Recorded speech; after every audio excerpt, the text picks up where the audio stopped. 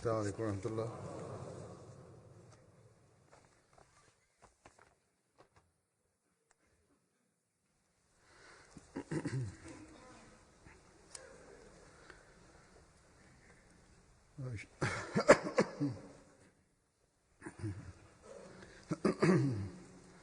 أشهد أن لا إله إلا الله وحده لا شريك له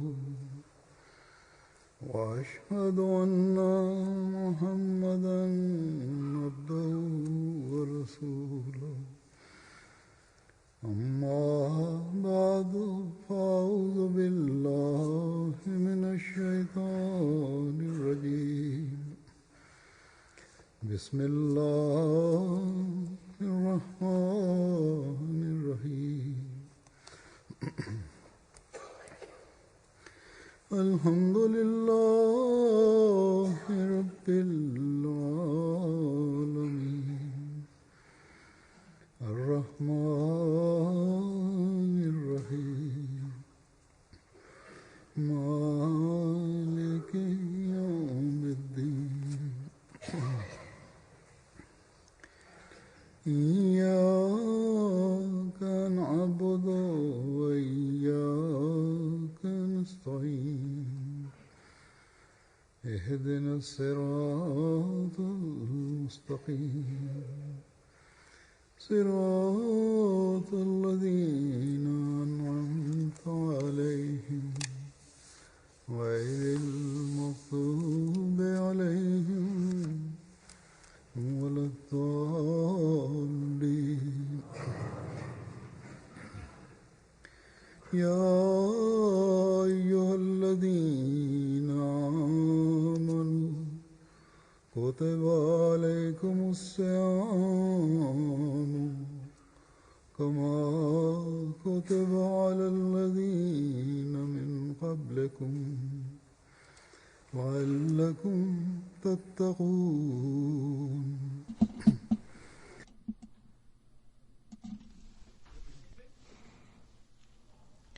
O ye who believe, fasting is prescribed for you, as it was prescribed for those before, so that you may become righteous.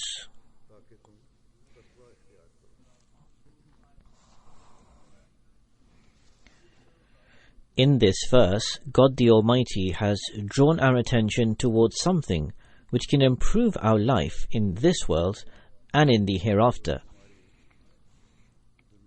And that, he states, is so that you become righteous. لَعَلَّكُمْ تَتَّقُونَ.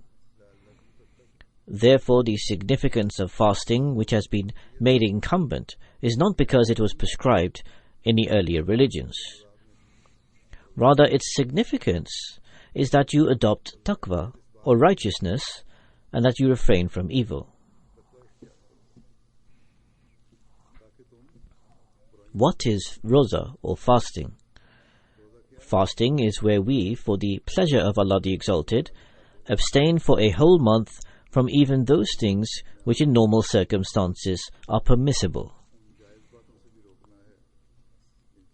And so when a person strives to refrain from all that which is permissible for the pleasure of Allah the Exalted during this month, then it is not possible for such a person to commit unlawful and evil practices and acts.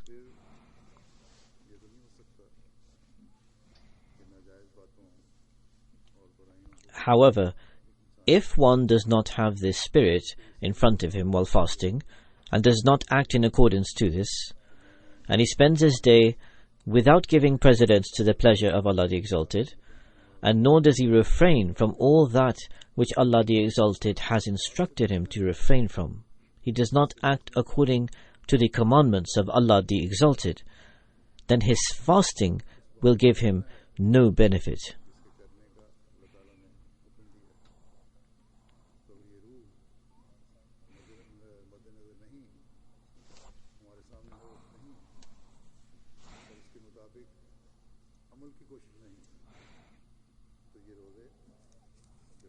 The Holy Prophet, may the peace and blessings of Allah be upon him, has stated that God the Almighty does not need you to merely stay hungry.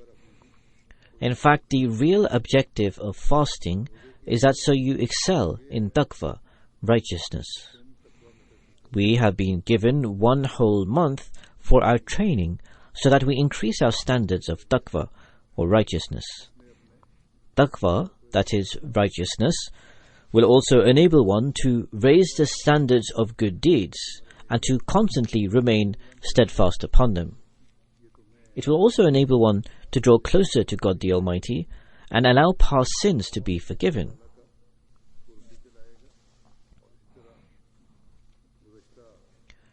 The Holy Prophet ﷺ, may the peace and blessings of Allah be upon him, on one occasion stated, "A person who keeps the fast of Ramadan in a state of iman, of faith, and reflects on his inner self, his past sins will be all forgiven." Therefore, if a person is able to have his past sins forgiven, and then he adopts taqwa and remains firm upon it, surely then such a person has attained the objective of passing through the month of Ramadan. In fact, he fulfills the objective of his life. Among the benefits that are acquired through taqwa that have been mentioned in the Holy Quran, in one of them, God the Almighty states, فَاتَّقُوا اللَّهَ يَا أُولِي الْأَلْبَابِ لَعَلَّكُمْ تُفْلِحُونَ.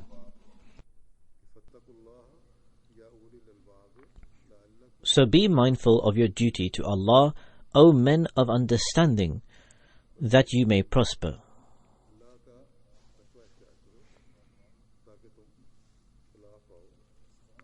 Who is it that does not want to attain success? The success of this world shall ultimately remain behind here. However, the real success is one that enables one to succeed in this world as well as in the life to come. And that God Almighty states is that if you possess understanding, then know that you will only and only attain success through taqwa, that is righteousness.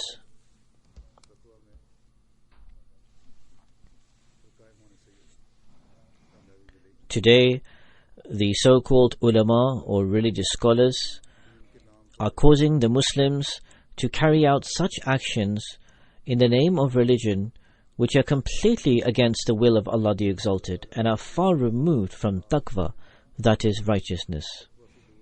However, the Ahmadis are extremely fortunate, for they have accepted the Imam of this age and the true and ardent devotee of the Holy Prophet, may the peace and blessings of Allah be upon him.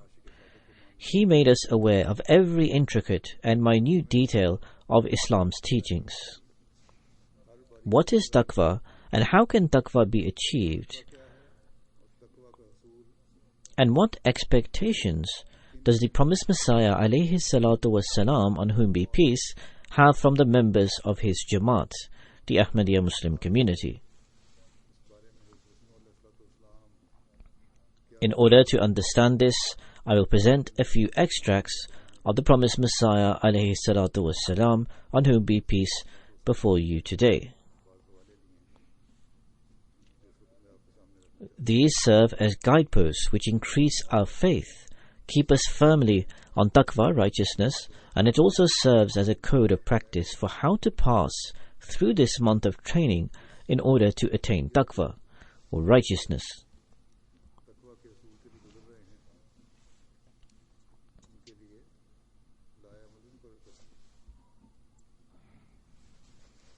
The promised Messiah alayhi salam, on whom be peace, states, taqwa is not a minor thing.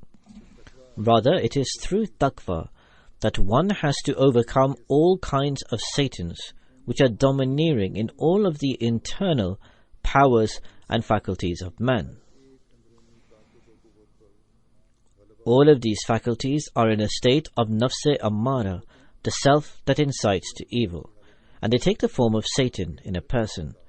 In other words, the forces of attraction that pull towards evil and also the thoughts that arise in a person's mind, which pull him towards evil and prevent him from doing good, is in fact the Satan that lies within him.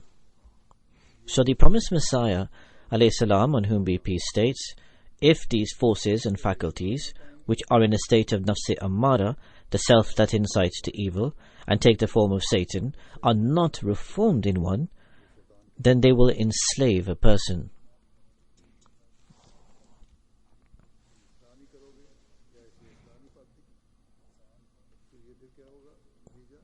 The promised Messiah, peace be upon him, states, it is the wrong use of knowledge and intellect that causes one to become Satan. Knowledge is a wonderful thing, and if a person is intelligent and wise, he can achieve great accomplishments and feats. However, if a person becomes too proud and uses this knowledge and intellect for the wrong things, or makes it stand and prevent him from doing good deeds, then that becomes Satan. The promised Messiah, peace be upon him, states, the task of a muttaqi, a righteous person, is to balance these and all such faculties. What is a muttaqi, or who is a muttaqi, and what is his duty? The true duty of a muttaqi is to use his knowledge, intellect, and all other faculties which God the Almighty has bestowed upon him at his proper occasion. Otherwise, if they are not being used on their proper occasion, then these can cause harm and lead one away from Allah the Exalted and instead closer to Satan.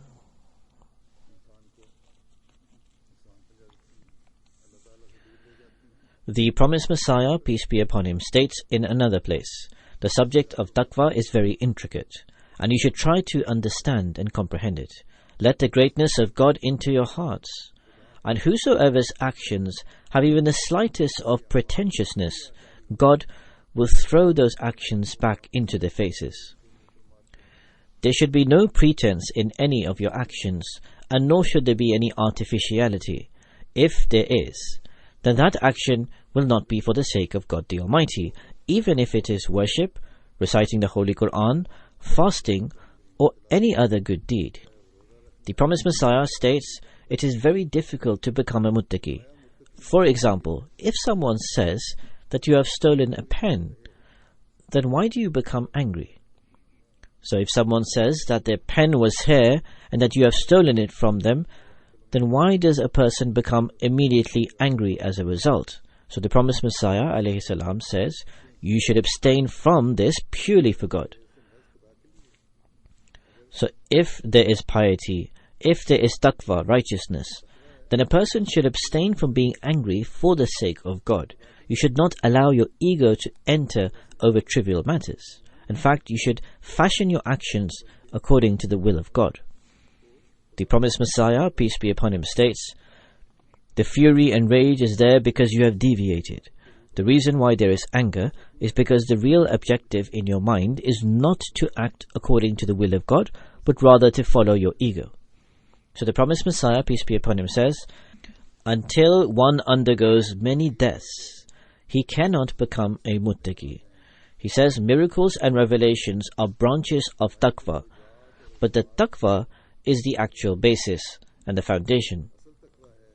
If someone says that they receive revelation or can show miracles, it is because of taqwa, and the miracles and revelations are only secondary.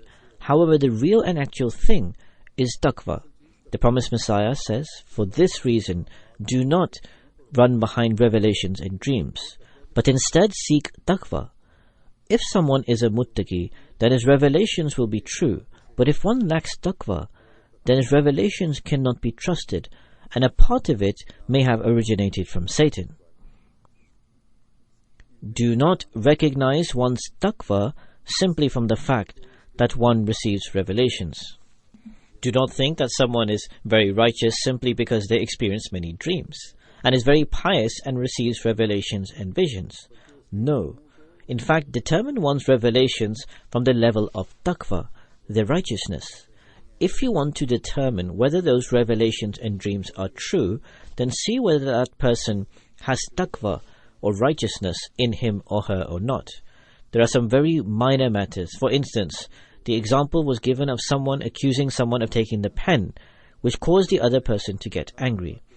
Losing temper, becoming angry, and causing harm to others in order to fulfill one's own interests are not taqwa. If a person is not free from all of this, then despite him making countless claims that he sees true dreams and visions, they will all be false. The promised Messiah, peace be upon him, states, "Do not recognize a person's taqwa simply from the fact that he receives revelations. Rather determine his revelations by his level of taqwa. Shut your eyes from everything else and pass through the various stages of taqwa, and follow the example of the prophets. All of the prophets who appeared earlier came to teach the ways to taqwa. Its true guardians are only those who are righteous." However, the Holy Quran teaches the very fine ways to taqwa. The excellences and wonders of a prophet require the excellences and wonders from his people. The Holy Prophet sallallahu alaihi wasallam was a Khatamun Nabiyyin, the seal of all the prophets. Therefore, all the wonders and excellences of prophethood reached to their perfection in him. After reaching perfection, he became the seal of all the prophets. And so, whoever wants to please God Almighty and wants to witness miracles and extraordinary events shall have to make his life extraordinary also. Thus, we need to bring about this extraordinary revolution. If we believe in the Holy Prophet, may the peace and blessings of Allah be upon him, and we are from among his ummah, his people, then his perfect model is before us, and for this we need to increase our relationship with God the Almighty and develop true taqwa, righteousness. Expounding on the fact that taqwa is the root of all virtues, the promised Messiah, peace be upon him, states, "Taqwa is the root of everything, therefore adopt it." Taqwa means to abstain from even the minutest form of sin. To refrain from anything which has even the slightest suspicion of sin is taqwa. It does not mean to refrain from the very obvious sins, but to also refrain from those things which have even a slight doubt of sin in them. The example of the heart is like a big stream, and many other smaller streams come out of it, which are known as Suwa or Rajbahar. In the Indian subcontinent, smaller streams are called Suwa or Rajbahar in the local language. He says many smaller streams also come out from the stream in the heart, for instance the tongue and so on. One's tongue, hands and other actions which the heart has control over. However, if the smaller stream or the water from the sewer becomes foul and filthy, it will be assumed that the bigger stream is also dirty.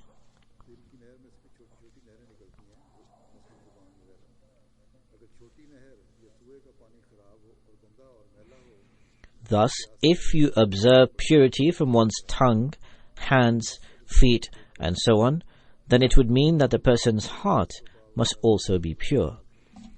If someone has a filthy tongue, and despite fasting he does not abstain from fighting, quarrelling, and hurling verbal abuse, or his hands are committing wrong acts, then his heart is also unclean, and he is distant from taqwa.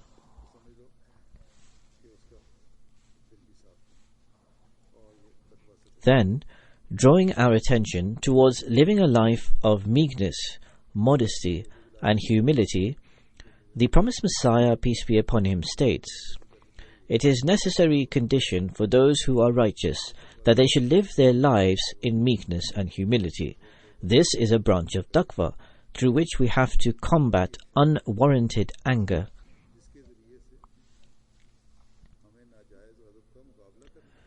Anger which is uncalled for must be combated. Anger which is exercised at the proper time and occasion is permissible. However, one should refrain from becoming angry and fighting over trivial matters. The promised Messiah, peace be upon him, states, "To pass the ultimate and most difficult stage for pious and noble people is to abstain from anger." The most difficult task is to abstain from anger and to have control over one's emotions. Arrogance and haughtiness are born out of anger, and at times anger itself is as a result of arrogance and haughtiness.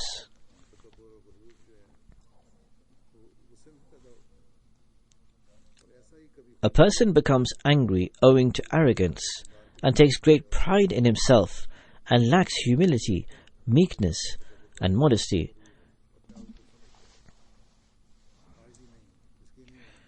It is this very anger that has caused chaos all around the world, from households to even greater sections of the society. The promised Messiah, peace be upon him, states, a person will only become angry when he considers himself superior to others. I do not want, the promised Messiah says, I do not want anyone from my community to consider anyone big or small in rank, or take pride in themselves over others, or look down upon others. Only God knows whose rank is high and whose is low. This is a type of disdain, to consider someone worthless, and contains scorn, and there is fear that this can grow like a seed and become a mean for one's ruins. If you consider someone lowly, lesser than you, you mock him and look down in disdain upon him, all of this falls under the category of scornfulness. And once this takes root in the heart, it then grows and eventually results in one's ruin. The promised Messiah, peace be upon him, states, abstain from this. Some people meet those superior to them with great respect. However, superior is he who listens to the humble man with humility, comforts him, gives importance to what he says, and does not utter any words out of irritation of him, which may cause him hurt. God the Almighty states, وَلَا تَنَابَزُوا بِالْأَلْقَابِ بِعْسَ الْإِسْمُ الْفُسُوقُ بَعْدَ الْإِيمَانِ وَمَنْ لَمْ يَتُبْ فَأُولَٰئِكَ هُمُ الظَّالِمُونَ. The promised Messiah, peace be upon him, states, meaning, do not call one another with names which they do not like, as this is the work of the evil people. In other words, those who are distant from faith and have deviated from the right path, they are the ones who do such acts. These people are those who are liars, sinners, immoral, and disobedient.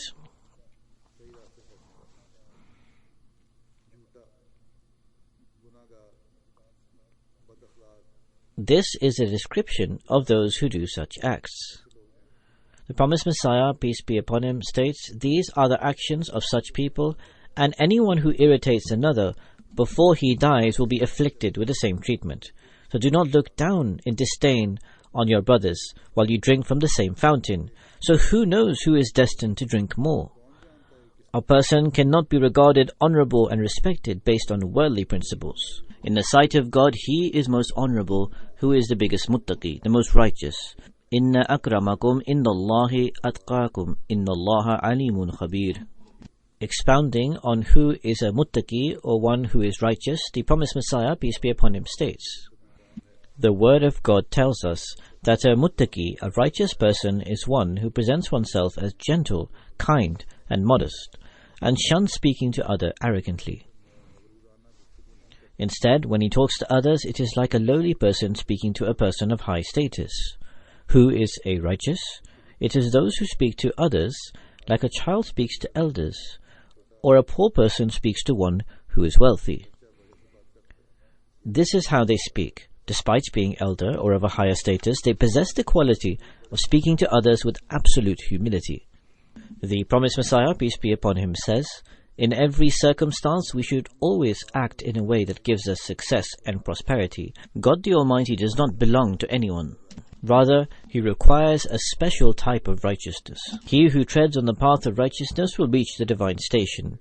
Neither did the Holy Prophet ﷺ nor the Prophet Abraham ﷺ inherit their rank of respect and honor from anyone. Although we believe that the respected father of the Holy Prophet, may the peace and blessings of Allah be upon him, Abdullah, was not an idolater, he did not pass down prophethood upon the Holy Prophet ﷺ. Instead, it was purely the blessing and grace of God conferred upon one because of his innate truthfulness. This is what stirred the divine blessings. It was through his righteousness that Hazrat Abraham, peace be upon him, the father of the prophets, did not hesitate to sacrifice his son. He himself was thrown into the fire. observe the sincerity of our own master and guide, the Holy Prophet ﷺ, and his righteousness. He faced every type of malicious scheme against him. He endured all manners of tribulations and hardships, but none of this mattered to him at all, for this was his truthfulness and loyalty, for which God the Almighty bestowed his grace and blessings. Thus, this is the blessed example for us too to follow. Then the promised Messiah, peace be upon him, explains how true perception and knowledge can be attained.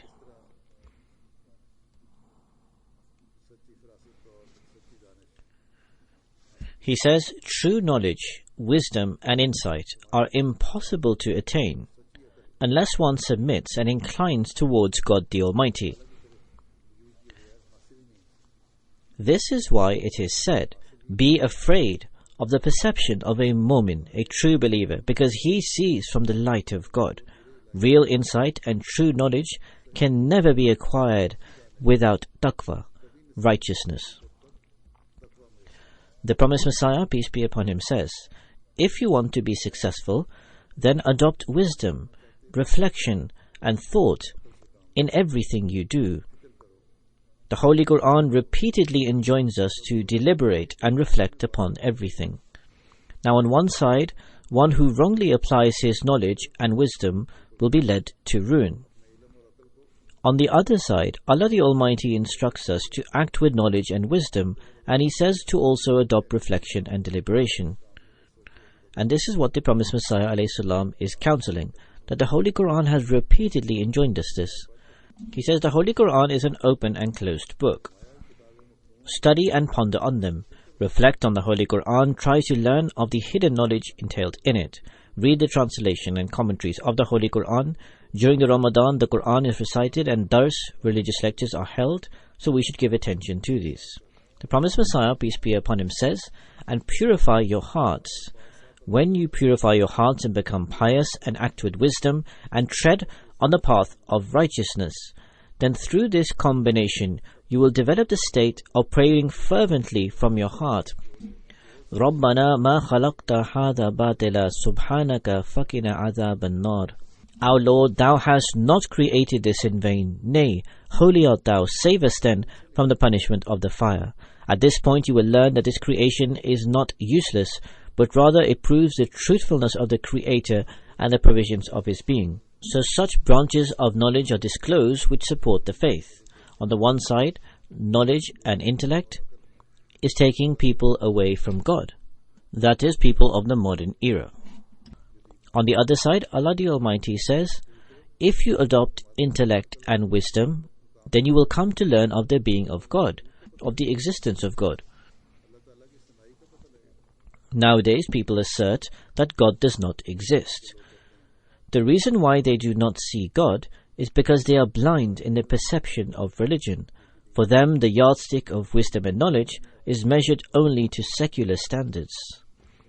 They look towards worldly things alone. They have abandoned religion because their religion has become outdated and obsolete. They are devoid of the fresh guidance of God the Almighty, and so this is the reason why they are unable to perceive things in any other way, as their intellect is not tuned to do so. Indeed, for our religion we have the Holy Quran, which is immersed with knowledge and deeper insights for all times.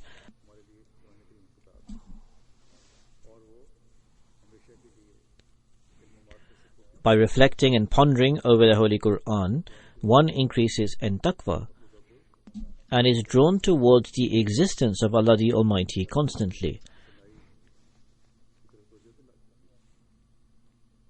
When one increases in taqwa, he can see God the Almighty. That is, taqwa enables one to see God. It discloses God. To one who reflects and ponders, who excels in taqwa, is able to see God in the mountain peaks and also in the deepest canyons.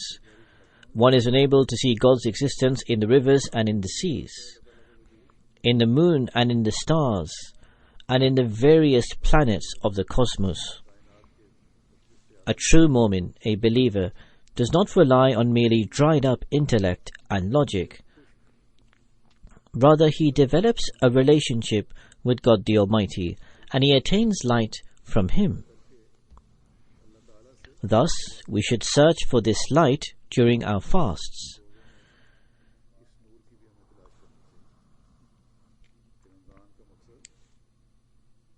The purpose of Ramadan is to reduce the material provisions and to search out the spiritual ones. It is in this that we need to strive to increase. This is why the promised Messiah, peace be upon him, has said that every person should endeavor to purify themselves. They should make every effort to purify their faculties and senses.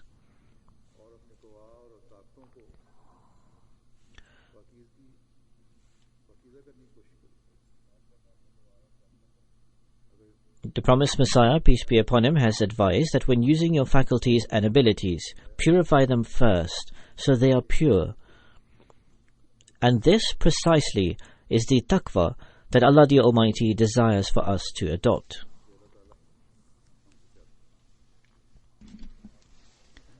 Then, drawing attention to the fact that if you have entered into the Jamaat and the community and you want to serve Islam, first of all, you will have to adopt taqwa and purify yourselves first. Islam cannot be served by merely saying so. Rather, you have to tread on taqwa and purity. The promised Messiah, peace be upon him, says, "Now once again I turn to what I was mentioning on earlier." So the subject matter was continuing what he was saying earlier, that is to strive to excel in steadfastness and be on your guard. Sabiru wa rabitu. Just as it is necessary to have horses tied at the enemy's frontier so that the enemy does not attack, so too should you be ever ready. So when explaining Sabiru wa Rabitu, the promised Messiah says that horses are tied at the enemy's barrier to protect one from the opposing army, so that the opposing army cannot enter your borders. So the promised Messiah says you too should be ever ready like soldiers, lest it so happens that the enemy crosses the frontier and harms Islam. The promised Messiah says, I have mentioned this before as well, that if you wish to help and strengthen Islam, then you need to first of all adopt taqwa, righteousness, and purity yourself, so that you may enter the protected fortress of God the Almighty, and you may have the honor and worthiness of carrying out this service.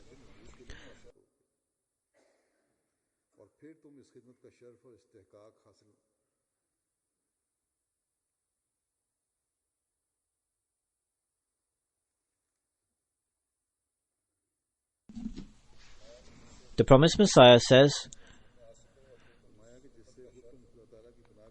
and then you may have the honor and worthiness of carrying out this service when you enter the protected fortress of God the Almighty. So when you enter this strong fortress, you will then have the opportunity to serve the religion. You will fulfill your rights if you reform and adopt taqwa. The promised Messiah says you can observe the weak external state of the Muslims. Nations look down at the Muslims with hate and disdain. If your internal state and the state of your heart also becomes weak and lowly, then think of this to be your terminal end. Purify your souls in such a manner that spiritual strength seep into them, and they become like the strong horses that are tied at the frontiers. The bounty of God is always with the righteous and the pious people. Do not let your morals and ways become such that they leave a blemish upon Islam. Islam is blemished because of wicked people and because of those people who do not act upon the teachings of Islam. A Muslim who drinks alcohol and goes about with his turban hanging on his neck, vomiting and falling into filth, getting beaten up by the police and laughed at by the Hindus and Christians alike, not only becomes a laughing stock himself due to his non-Islamic acts, but covertly his actions also cause an effect upon Islam.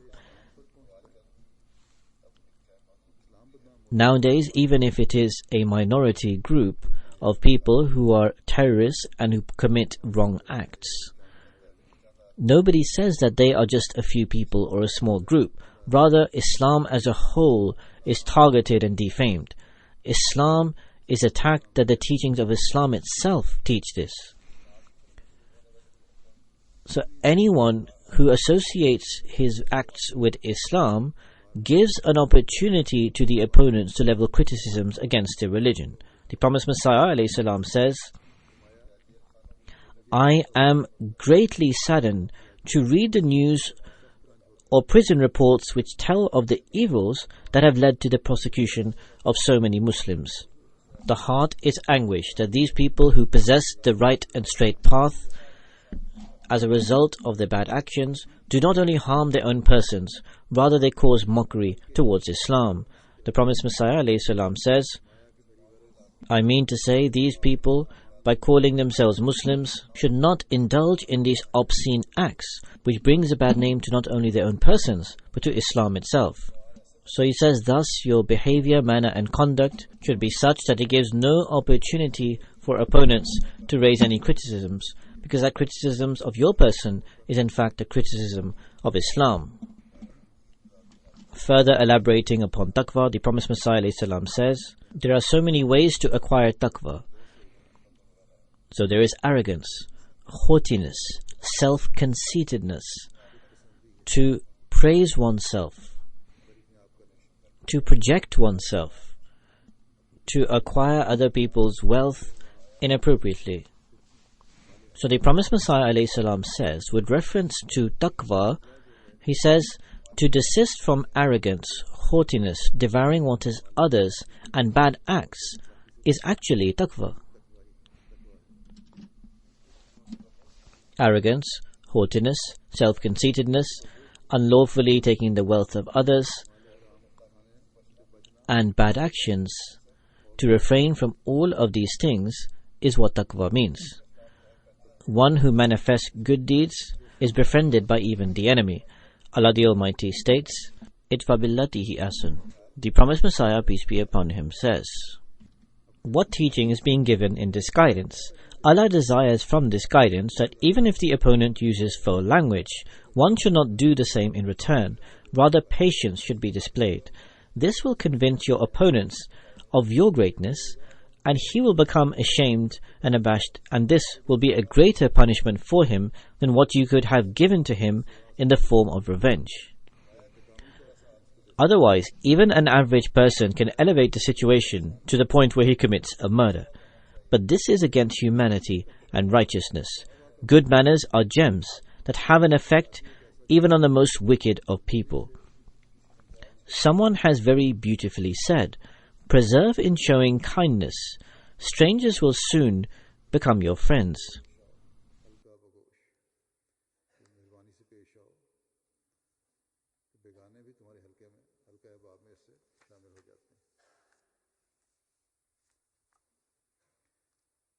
Drawing attention to the fact that man should always give heed to piety and taqwa, righteousness, the promised Messiah, peace be upon him, says, the fact of the matter that should be pondered on is that man should give attention to piety and taqwa, righteousness, and should adopt the path of goodness. Only then does he gain any success and progress.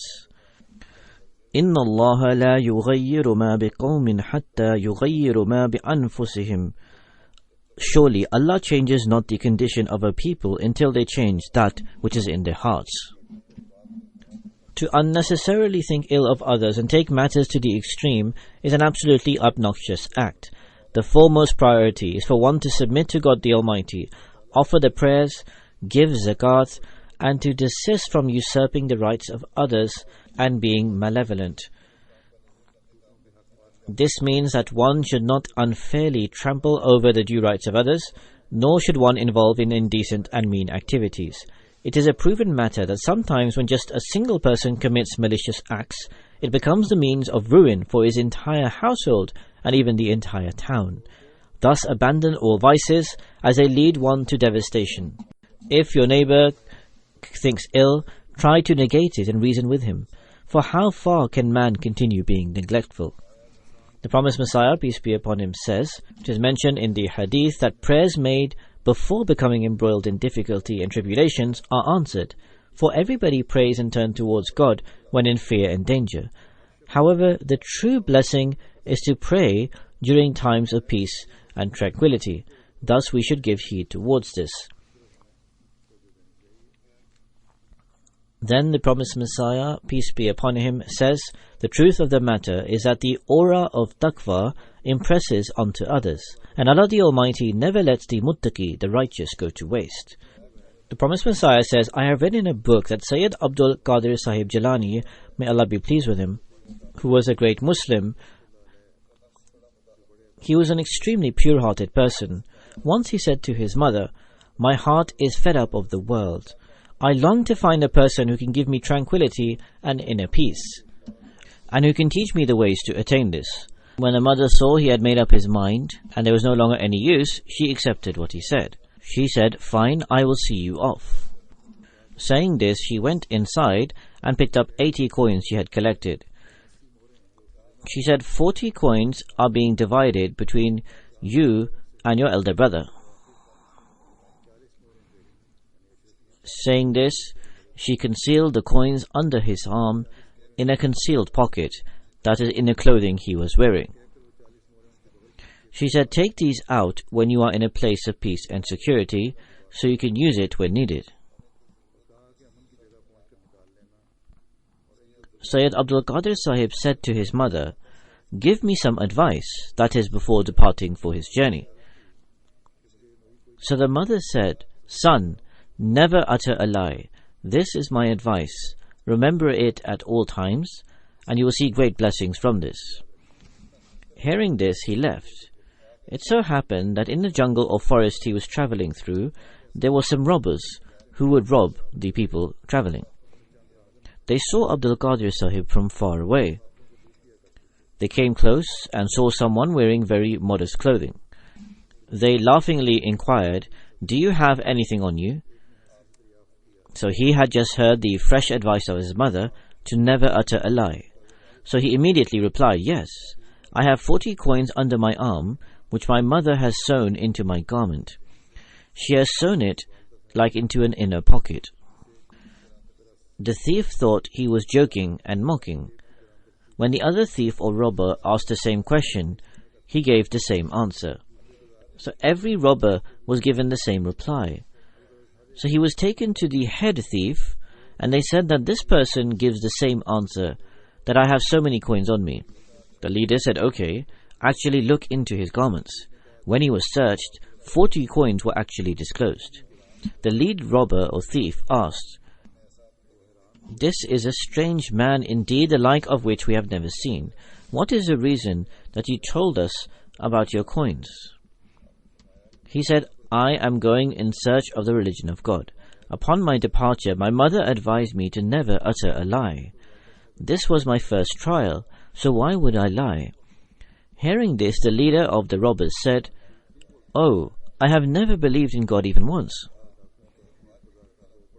He addressed the thieves and robbers and said, this person's words and steadfastness have transformed me completely. I cannot stay with you any longer. I repent. And along with him, all the other robbers repented. Thus, this matter compels us too to analyze ourselves further. We accepted the promised Messiah, peace be upon him, because faith had become corrupted, and nobody was following the true teachings of Islam. If we wish to follow the true teachings of Islam, then we must believe in the promised Messiah, peace be upon him, and that is exactly what we have done. Subsequently, after accepting the promised Messiah, have we distanced ourselves from vices? Lying is an evil such that on the surface it may seem insignificant. However, it is very major. If put into perspective, then perhaps many will be engulfed in this vice. Thus, it is a requirement of our bay'at, our pledge of allegiance and of taqwa, of righteousness, that we abstain from this evil. those who are coming here to the United Kingdom from different countries, and many who have migrated here solely have done so for the purpose and on the basis of religion. Since they were forbidden to practice their religion in their respective countries, they were unable to practice their religion freely in their own countries. Therefore, those particularly sitting in these Western countries must especially be very cautious in what we say and do, lest we say something or commit an act that would prove this statement to be false.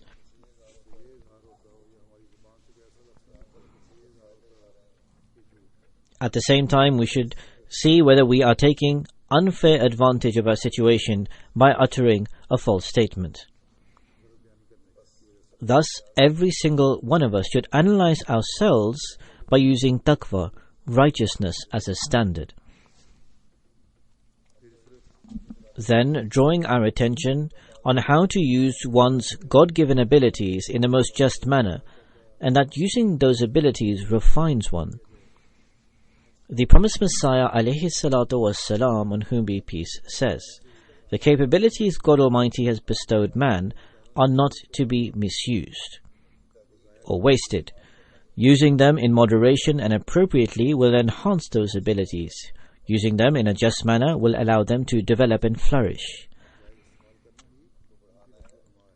In order for them to develop, for one to be able to derive benefit from them, if you want to stay pure, then one must use them appropriately." The promised Messiah says, "This is the reason why Islam did not prescribe abstinence or removal of one's eye, as was practiced by earlier people on seeing vice.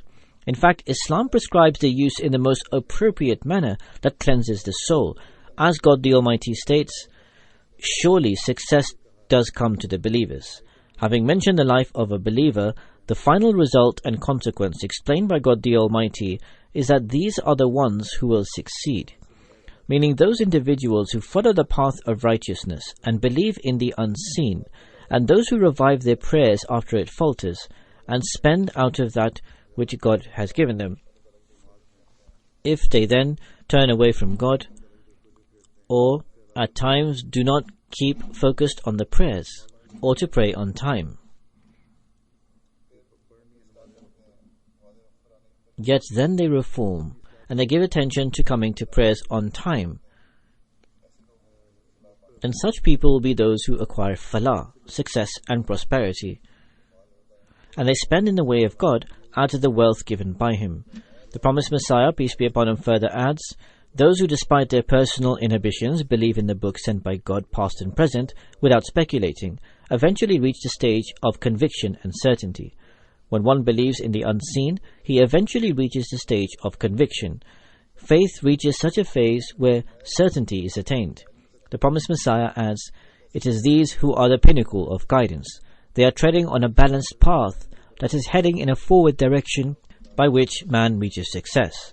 Thus, these are the individuals who reach their goal and will remain safeguarded from the dangers along the way. That is the reason God the Almighty taught us the principle of righteousness from the outset and bestowed on us a book that counsels righteousness.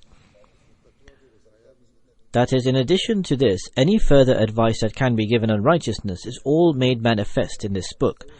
Therefore, putting all worldly concerns aside, our community should fear for themselves and question whether they have true righteousness in them or not." Then, whilst speaking about the fear of God the Almighty, the promised Messiah, peace be upon him, states, "Possessing the fear of God entails that one should equate their words against their actions and see whether they concord with one another. That is, compare what are they saying and what are they actually doing. Are they in concordance with one another, or are they in discord with one another? Once they see that their words do not match up to their actions, they should realize that they will fall under the wrath of God. If a heart possesses evil or rancor, then no matter how pure their words are, in the eyes of God, that heart has no value. If the heart is impure and actions are not in accordance with it, then no matter how pure our words may be, they will have no significance in the eyes of God the Almighty. Instead, it will incite the wrath of God. May God the Almighty protect everyone from this. The promised Messiah, peace be upon him, says, "Thus my followers should know that they have come to me for their spiritual seed to be sown. so that they may develop into a fruitful tree. Thus every individual should analyze the inner and outer self. Heaven forbid if our community is also like this, where they say one thing inside, but they mean another outside, then our end will not be a good one. When God Almighty sees that the hearts of the people are void and they merely profess belief superficially with their tongues, then He does not care for them, since He is Ghani, He is self-sufficient. The prophecy about the victory of the Battle of Badr was previously made. The promised Messiah, peace be upon him, states the prophecy regarding the victory of Badr was made beforehand, and every hope of victory was present. Yet this was a prophecy, and God Almighty had vouchsafed that He would grant victory, but the Holy Prophet would weep fervently in his supplications. Hazrat Abu Bakr Siddiq, may Allah be pleased with him, asked that if every guarantee of victory has been given and promised, then why the insistence of prayers? The Holy Prophet ﷺ said God Almighty is Ghani, self-sufficient, meaning that it is possible that there may be a hidden clause in His God's promise. For us, this is a fearful prospect. Undoubtedly, God Almighty has granted the promised Messiah assurances of success and bestowed upon him promises of triumph and victory. However, we too must analyze ourselves in order for us to become a part of that victory. The promised Messiah, peace be upon him, then advises us that our community must seriously focus on attaining righteousness, especially now that they are connected with a person who has claimed to be appointed by God and have pledged allegiance to Him. The reason he is appointed is so that people who are engrossed in all types of rancor, bitterness, and idolatry can be saved from all these calamities. Before, people may be engulfed in all types of evils, but now they are associated with the one who has been appointed by God. Now they are connected with such a person. Why have they been chosen to be associated with him? It is so they can be saved from all these calamities. The promised Messiah, peace be upon him, further adds, if a person falls ill, whether it is a minor illness or serious one, until they treat the illness and go through the painstaking process of treatment, they cannot be cured. If a small dark freckle appears on someone's face, they will be worried lest it increases and expands to the extent that it darkens the whole face. Likewise, there is a strain of affliction and a stain of sin which blemishes the heart. Weaknesses and sin cast a dark stain on our hearts. The promised Messiah, peace be upon him, states, small sins very easily switch to bigger ones. If there are many smaller sins or mistakes, and a person thinks that they are insignificant, and then shows negligence in correcting those small sins, he does not act on the teachings of God, nor act on taqwa or righteousness, then all of these small sins, as a result of the slackness, transform into major sins. The stain is initially small, which eventually expands and blackens or darkens the whole face. It is the smaller vices which turn into major sins and send man into the abyss of darkness. May Allah the Almighty enable us to attain taqwa, righteousness, in the special occasion of Ramadan, while staying within the commands of God. May we become the true followers of the promised Messiah, peace be upon him, ones who are willing to fashion their actions in order to attain the pleasure of God the Almighty. May we cleanse ourselves in this month so much so that we remain firm on virtues to the extent that our small vices never return. May Allah the Almighty enable us to act upon this. After the Friday prayers, I will lead 2 funerals. One funeral is where the body is present, and that is of Mrs. Tahira Hamid Sahiba, wife of the late Mr. Abdul Hamid Sahib of Coventry, UK. She passed away on the 8th of June at the age of 60 after a long illness. Inna lillahi wa inna ilayhi raji'un. To Him we belong and to Him we shall return. She hails from Jhelum, Pakistan. She came to the UK in 2001. She was a very pious lady, regular in her prayers, and had a strong bond with Khilafat. She raised her children with high morals and kept them close to the community. She was one who was very particular about her prayers, and she was a Musia, one who signed up for the Wasiyat scheme. She is survived by her mother, 1 son, and 5 daughters. May Allah the Almighty forgive her and shower His mercy on her, and also grant steadfastness to the family who left behind. The second funeral is a funeral in absentia and is of Mr. Hamid Ahmed Shaheed, the martyr, son of Mr. Sharif Ahmed of Attock, Pakistan. Mr. Hamid Ahmed Sahib, son of Mr. Sharif Ahmed Sahib, was 63 years old and resided in Attock. The opponents of Ahmadiyyat fired on him outside his house and martyred him on the 4th of June at 2 o'clock in the afternoon. Inna lillahi wa inna ilayhi raji'un. Surely to Allah we belong, and to Him we shall return. According to the details, on the 4th of June, Mr. Hamid Ahmed offered his Zuhr prayers in the mosque, and then he returned home. He stopped outside his house gate and sounded the horn of his motorbike. His daughter was approaching the gate to open it, when two unknown assailants came and fired at Hamid Sahib from very close range, and then ran off. One of the bullets penetrated the right side of Mr. Hamid Sahib's face and advanced through the top of his head. Due to the wounds, Mr. Hamid Sahib was martyred on the scene and became Shaheed. Inna lillahi wa inna ilayhi raji'un. Surely to Him we belong, and to Him we shall return. The first person to accept Ahmadiyyat in his family was his paternal grandfather, Mian Muhammad Ali Sahib from Leri, in the district of Gujranwala. He accepted Ahmadiyyat in 1923 and performed the Bai'at, the Pledge of Allegiance, at the hand of Hadrat Khalifatul Masih II. May Allah be pleased with him. The deceased was born on the 15th of May 1953 in Leri, in the district of Gujranwala. He remained there until he completed his higher education, his FA, and started work in the Sakwal factory in Attock. During his studies, the deceased completed his degree and completed his DHMS homeopathy course, which he practiced as well.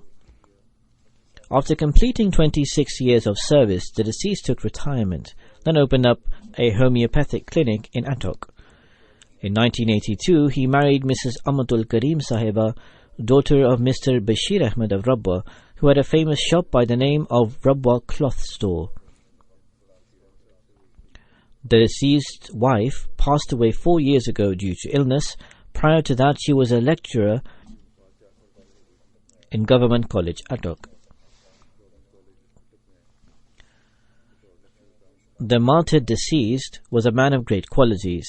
He was a keen preacher, Dawatullah, very hospitable, compassionate. He would always help the needy and was always obedient to office bearers. He was a very proficient preacher, and he would always pay his obligatory chanda as well as keenly partake in all voluntary financial schemes. Whilst working in the Sakwal factory, a fellow colleague joined the fold of Ahmadiyyat and performed the Bai'at, the Pledge of Allegiance, due to his efforts. Consequently, all of that individual's family also accepted Ahmadiyyat, as a result of which they faced opposition. Similarly, 9 other people from one family also entered the fold of Ahmadiyyat, after which they began to be persecuted in the factory. The deceased would reside in the accommodation allotted to him by the government. The opponents of Ahmadiyyat stoned his house. Eventually, the administration decided to transfer Mr. Hamid and the new Ahmadi from Sakwal factory to Wah factory in the district of Rawalpindi. The deceased had been troubled by opponents in recent times. In January 2015, a felon tried to set fire to the mosque in Attock as well as his clinic. Nevertheless, due to the prompt action of the guard, the felon ran away. 2 days after this incident, the same criminal tried to set fire to the deceased's clinic, but this time he was caught, apprehended, and handed over to the police. His son Naveed Ahmed Sahib resides here in the UK and was unable to travel to attend his father's funeral. He writes, "My father was an obedient servant of Khilafat. He was a very brave person and a keen preacher. He was not only regular in his 5 daily prayers, but always urged us to offer our prayers. He would recite the Quran daily and advise us to do the same. He has attended the Jalsa here many times, and it was his habit to offer his prayers in the Fazl Mosque in congregation." The deceased's youngest daughter, Nuzhat Sahiba, writes, "My father would always give precedence to his faith over all worldly matters and would offer his services at every call. Just a week before his shahadat, his martyrdom, he would advise me and say, 'Daughter, life can be very unpredictable,' and at the same time he would always encourage us to do good. This was a great trait he possessed." Another daughter of his, Fasahat Hamid Sahiba, writes, "After every Friday sermon, he would attain the audio recording and he would forward it to all his friends on WhatsApp.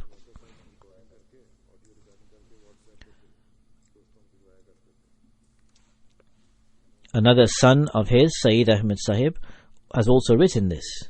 All of them have written similar attributes about him. He was an extremely pious individual. He would always call others to virtuous deeds, and he was a courageous preacher. And in Pakistan, it is very difficult to preach in the circumstances. He was a brother-in-law of Mr. Zuhur Ahmed Sahib, who works in the private secretary's office. He also writes the same, that the martyred deceased would always discharge his duties with full diligence and honesty. He would take out as much time as possible to serve the Jamaat, the community. He would take part in every financial scheme.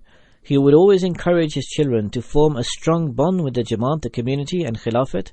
He would offer his tahajjud prayers. He was very pious, and he was one who would supplicate for hours on end. May Allah the Almighty grant him a lofty status in paradise, and may He protect his children and be their guardian. There in Pakistan, his children are also in danger. May Allah the Almighty protect them and grant them an opportunity to carry on their father's virtuous deeds and legacy.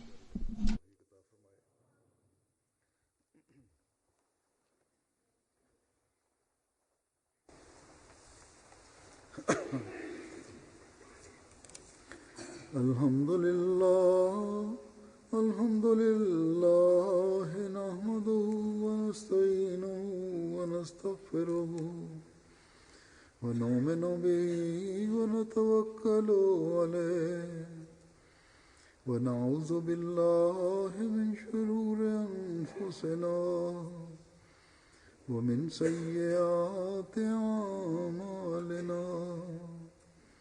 من يهده الله فلا مضل له ومن يضلل فلا هادي له ونشهد أن لا إله إلا الله ونشهد أن محمدا عبده ورسوله عباد الله رحمكم الله إن الله يأمر بالعدل والإحسان وإيتاء ذي القربى وينهى عن الفحشاء والمنكر والبغي يعظكم لعلكم تذكرون اذكروا الله يذكركم